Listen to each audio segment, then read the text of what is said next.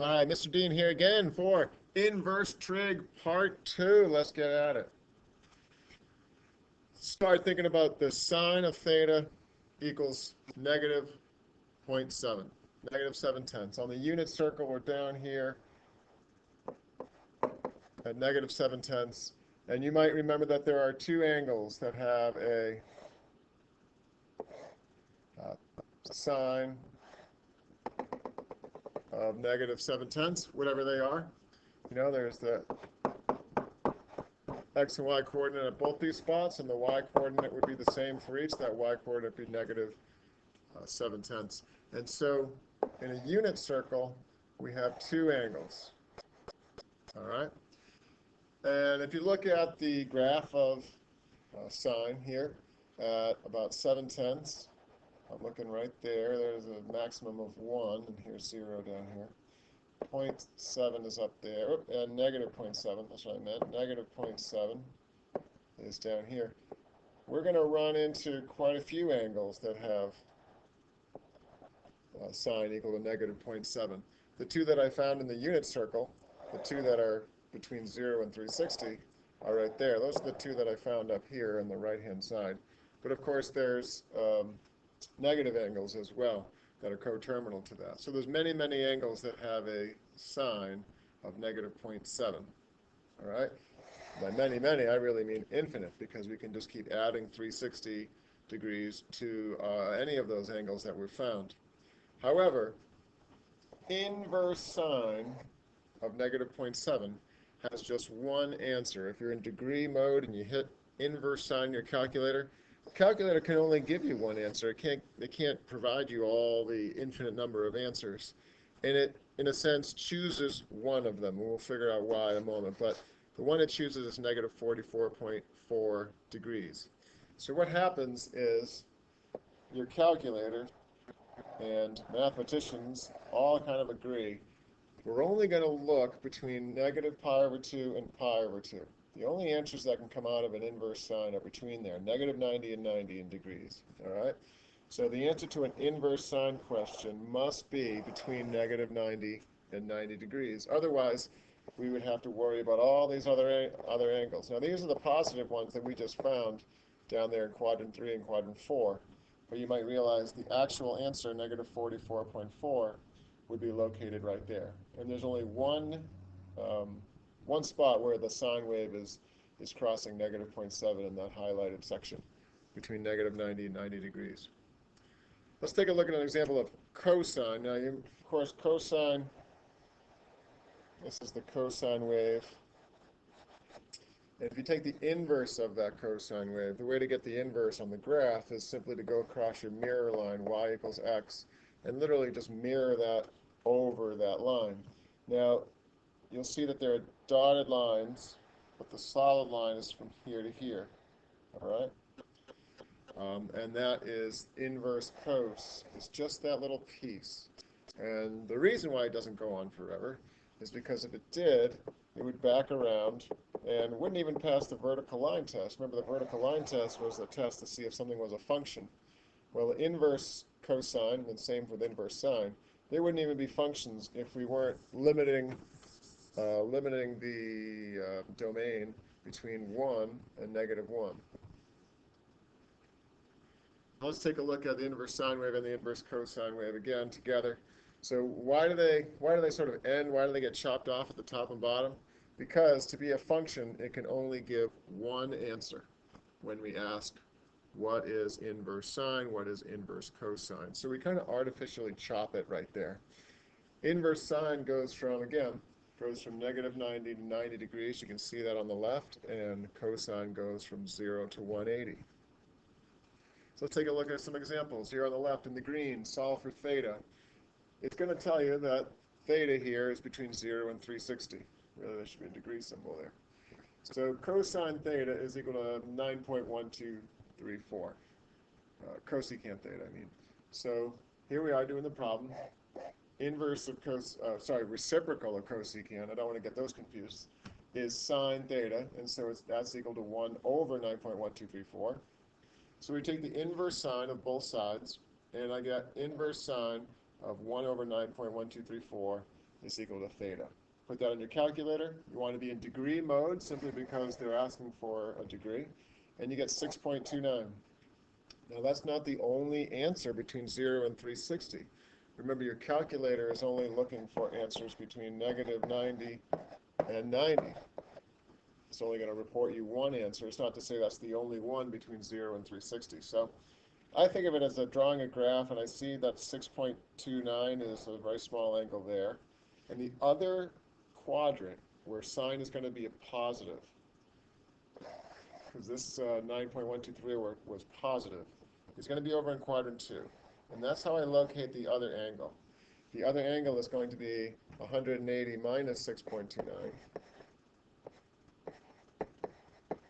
All right, so you carefully figure that one out, and that's the other angle. Looks to be like 173 point, if I did my math right in my head, 0.71.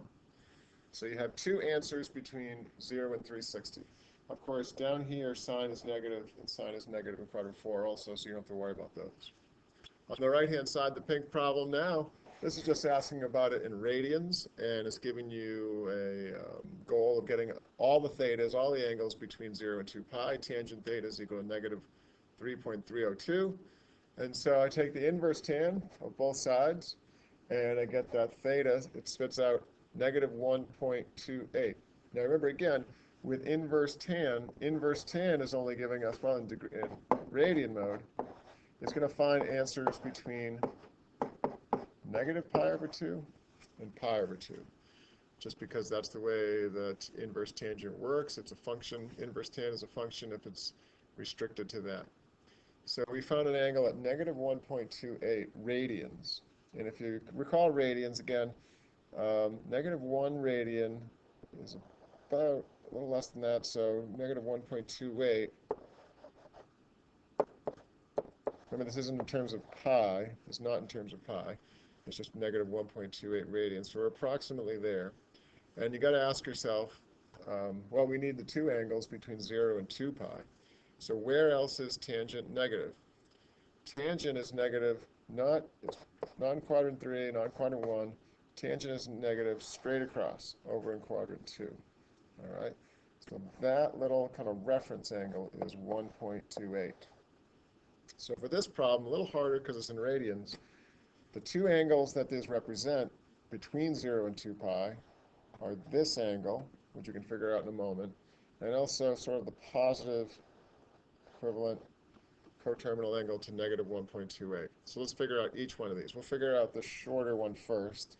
And it looks like we're going to take pi, and I'm actually going to subtract 1.28 to find out what this first angle is.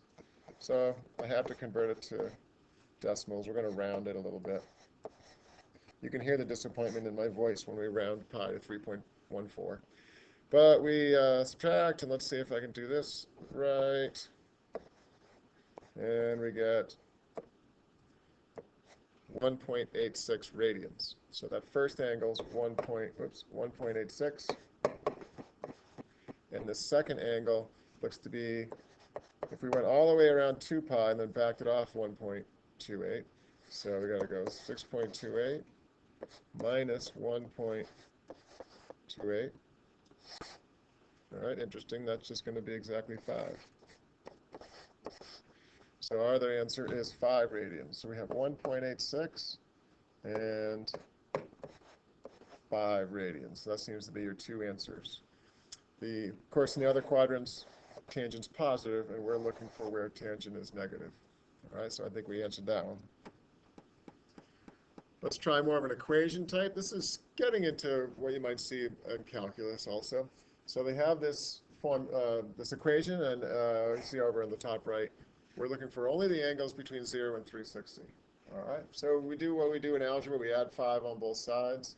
Next, we're going to divide by 4, and we get cotangent theta equals 5/4. We need to find out what theta is, so we need to use the calculator, so we need to get it to tangent mode. So we're going to flip the 5/4 over, because cotangent is the reciprocal of tangent. And you look down on the graph, I got, the calculator told me 38.7, and I'm looking where else is, that's only the one answer the calculator tells me, but tangent we're looking for in between 0 and 360, all the angles that could have a tangent that were positive. And so the other angles down here, and so to work that out, I'll extend the page here. We got 180, whoops, 180 plus 38.7 is 218.7. So that other angle is 218.7. And we've found the two angles that are that have a tangent of 4/5. So those are your two answers there. So once more, what's the big difference between a problem that's written like this, inverse sine of root 2 over 2 equals theta, and sine theta equals root 2 over 2? They are similar, but they are definitely different. There is only one answer here to inverse sine. There's only one answer. Inverse sine, again, is going to, for inverse sine, it's going to look between negative 90 and 90 degrees if we're in degree mode, or it's going to spit out answers between negative pi over 2 and pi over 2 in radian mode. So the only answer that fits is 45 degrees. All right. On the right-hand side, it's asking what angles have a sine of root 2 over 2. There's many. In fact, there's literally infinite. And the way to kind of handle that and write that out is, you know, in the unit circle, 45 and 135 are angles whose sine is root 2 over 2. It's part of the 45, 45, 90 triangle. And the way you sort of include every coterminal angle ever that could have a sine of equal to root 2 over 2 is you do plus or minus 360n. You write it like this. And there's probably other ways to do this too. I think this is the way our textbook does it. And that n is equal to 0, 1, 2, or 3. In other words, that many rotations around the circle to get all the coterminal angles. So you can see the answer to the right-hand side much more complicated than the answer to the left. But what happens sometimes is when people are trying to answer this question on the right, they'll take the inverse sine of both sides, and they'll just get an answer of 45 degrees. And then they'll think that they're done with it. Well, it's true that 45 is the answer to inverse sine only, as you see on the left. But if you restrict yourself to that, you're forgetting about all these other angles, and there may be a time when you need all those angles. Hi, this is Mr. Dean. Another great video. We'll talk to you soon.